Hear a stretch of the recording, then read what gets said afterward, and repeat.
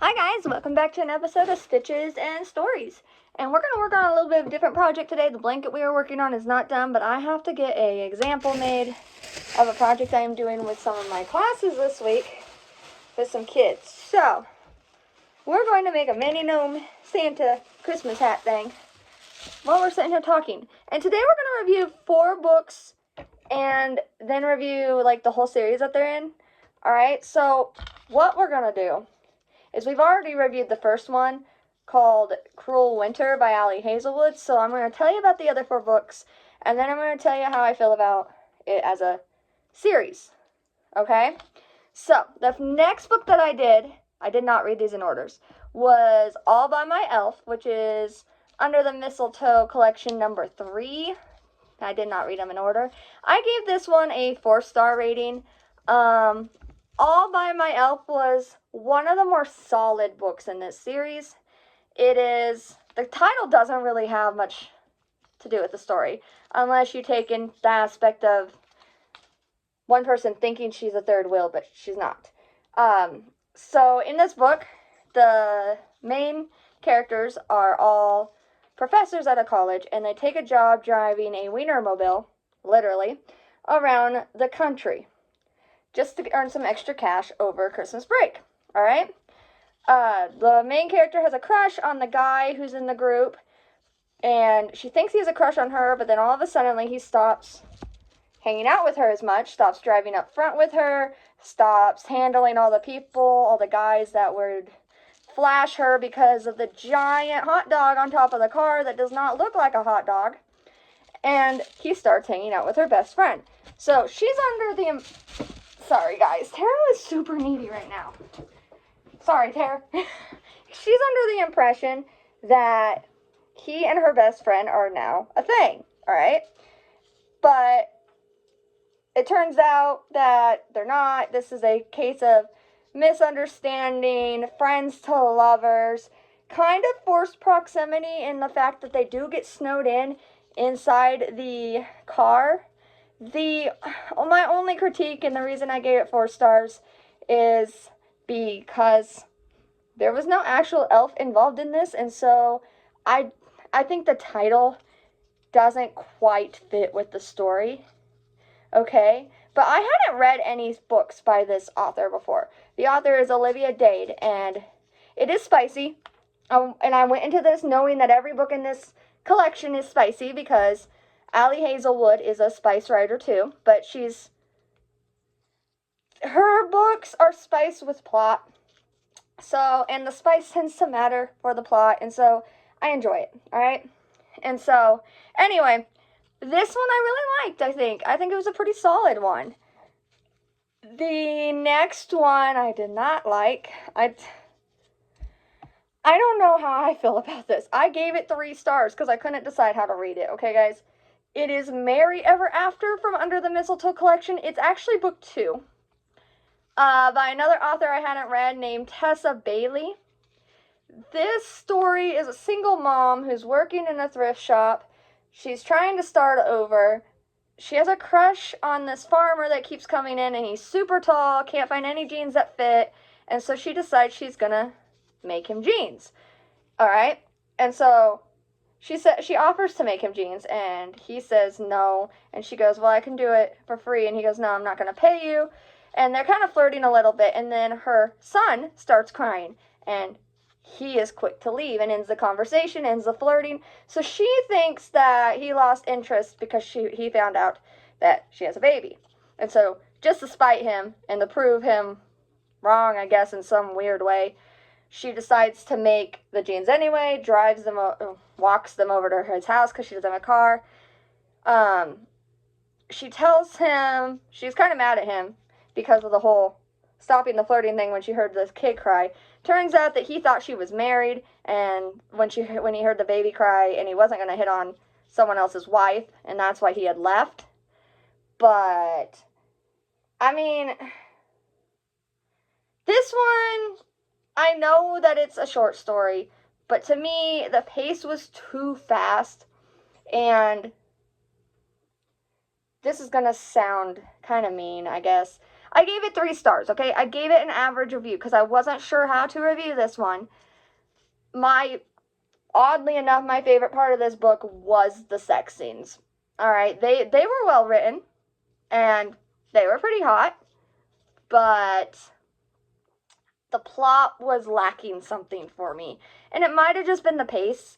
It might have been that the story, I think, would have worked better as more of a slow burn instead of an instant love.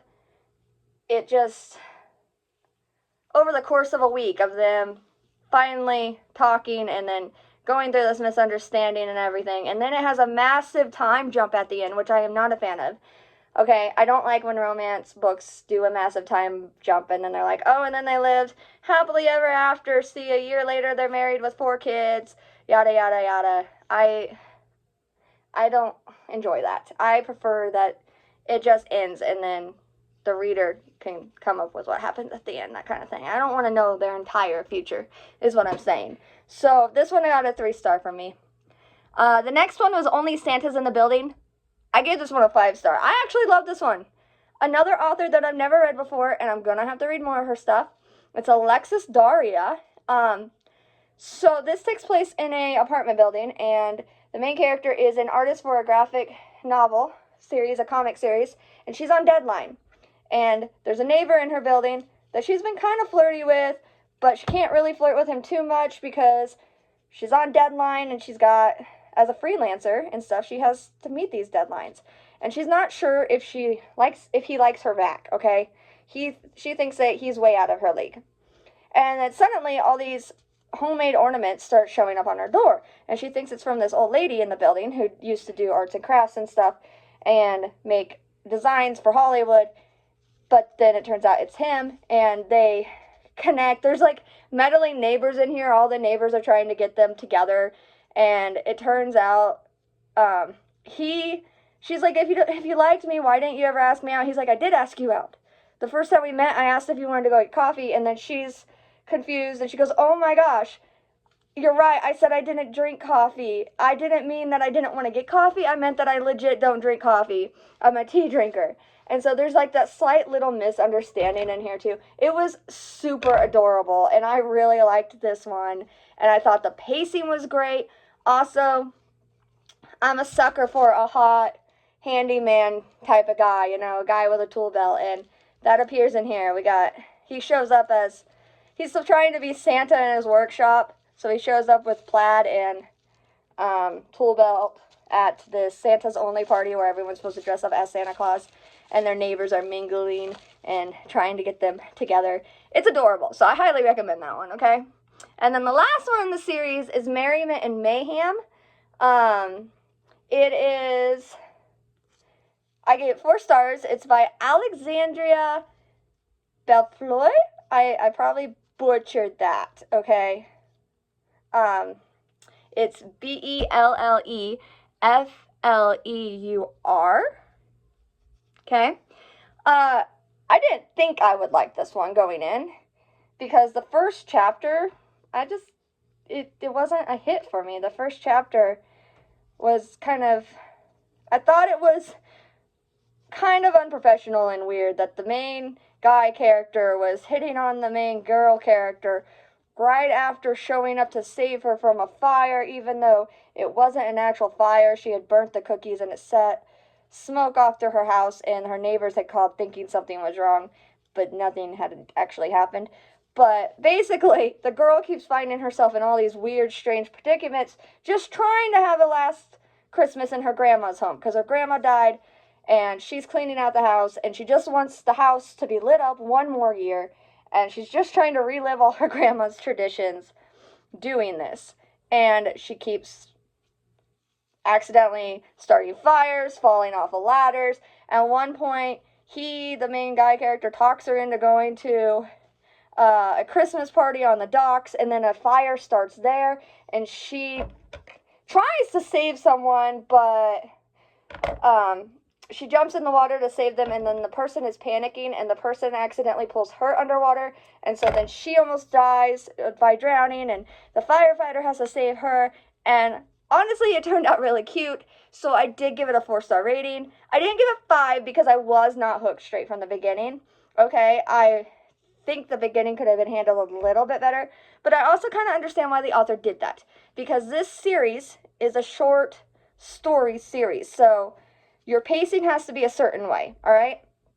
And to pull off that pacing, that's hard. That's why I said in Merry Ever After, I think that one should have been a longer book, okay?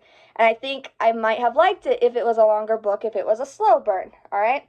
But because of the pacing with that specific plot, I don't think it was pulled off right. But in this one, the author pulled it off. And so, props to her, props to all the authors in this series for doing their best and trying really hard. It's a very good Christmas series.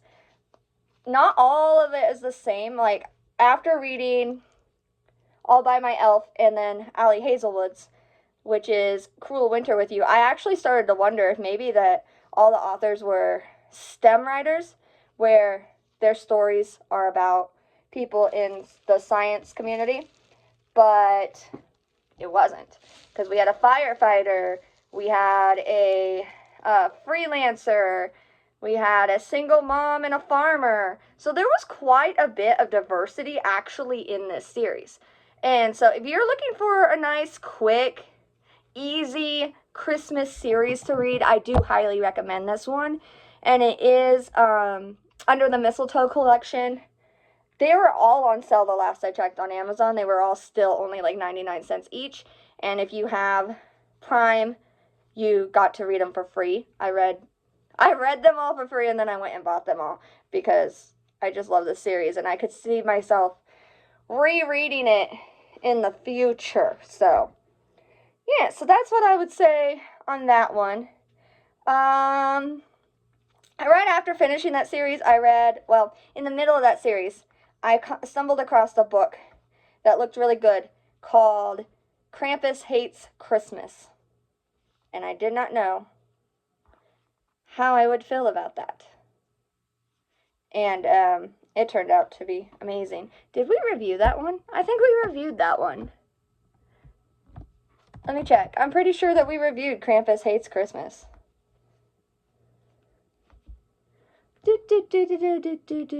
Home. Your videos. This is how I keep track of things, guys. It's just our YouTube. I screwed up on part of this. Not really. I just haven't pulled it tight enough, I don't think. Stitches and Stories. Yeah, we reviewed that. We also reviewed the elf one I mentioned, so whoops, double reviews on those two. So anyway, yeah, pick up that series. And then another Christmas one I read that we have not reviewed yet is Hot Chocolate and Snow Angels by Katie Hilt. It's sad, but it's really good. I can't say too much about it because it's very short, but I will say that there's a trigger for mental health and suicide in it. And it starts off and you think it's going to end maybe happily, but they flat out tell you it's not going to end happily, and it does not end happily. But it's cute, and it's kind of just talks about the darker side of Christmas and how people who have lost loved ones around that time feel about it. So go into that one knowing that, but I gave that one a 5-star too. And then, sorry, I'm trying to do a couple more reviews while we finish this hat so you can see the finished project. Another one I read was The Cowboys Christmas Present. As you guys know, I'm notorious for not reading the synopsises. Like, I never read them, okay? I picked this one up because it was free in our Advent, and I hadn't read it. It's by Joanne Baker and Patricia Mason, and it is from the Cowboys of Cult and Country series. I was enthralled. So our main character is a rancher and a lawyer, and he gets tasked with, and he's a former soldier. And so one of his old friends from the war, from the service, because he worked in JAG, one of them asked him to keep his daughter safe because he's working on a high-profile case that he thinks could put her in danger. And so And his daughter is close to the guy's age. So he says, yeah, he agrees. And the guy sends his daughter down to his ranch for him to keep an eye on her. And they fall in love. And it is a quick romance, I will say that. It's very fast-paced. Lots and lots of dirty talk in it. Lots of dirty thoughts and stuff. I gave it 4 stars. It was well written, I think. I only gave it 4 stars because I wasn't expecting it to be as instant love as it was, and it did very much have instant love vibes to it, but it's good, and so you should read it. It's great. He's a lawyer. She studied to be a lawyer. She wanted to be she's basically trying to be the son that her father never had, and she gets so mad because the guy that she is with, the guy that's supposed to be protecting her, her dad is always talking up to her about him, and so at first she goes in hating this guy, so it's got a little bit of enemies to lovers to it. But then she's like, oh my gosh, he's really hot, and he's really smart, and he owns his own farm, so he's really responsible. And anyway, they hit it off. So pick up that book if you would like to. That is The Cowboys Christmas Present, like I said, by Joanne Baker and Patricia Mason. And it's our little hat that my first graders are going to make tomorrow. And then the rest of my grades. I have every grade but kindergarten this week through 5th. So anyway, thanks guys. That is today's Stitches and Stories. And I am going to go cut up a bunch more yarn and probably listen to Landline while I do some more diamond painting, because I am about 60-something% of the way through that book. If you guys want to follow me on Goodreads, you can. My name on Goodreads is W.A. Ashes, and I post all my reviews there, even the ones that I don't actually upload to Stitches and Stories, because there are some that I won't upload to here. There are some that are just like little kid books that I read with my kids at work, or my nieces and nephews, that are they just aren't going to be good enough content-wise, to review them, because little kid stories tend to be very short. But you can follow me on Goodreads at w.a.ashes and follow my author profile, and you can get access to all of my reviews and all the books I've written. And yeah, so go do that. Subscribe. Don't forget to subscribe, because we have a giveaway coming up. January. All right? January, no matter what, someone is winning. Someone in our subscribers is winning a copy of Snowflakes and Sleigh Bells, which is unpublished now. It was published. You can't get it anymore. And it is a limited edition charity anthology that supported St. Jude, and it's got 12 plus authors in it, and it's all Christmas related stories. And then if we hit 50 subscribers before the end of January, I'll do another giveaway that is for a copy of The Strange and Unusual History of Eden Estate by me. All right, guys. Oh, one more thing. Fall of Fire is live in paperback and ebook. So go pick it up. I want to know what you guys think, all right? It's a completely different thing for me. So go read it. I love it. I love you. Stay cool. Stay warm in this season, and have a great rest of your week. Bye.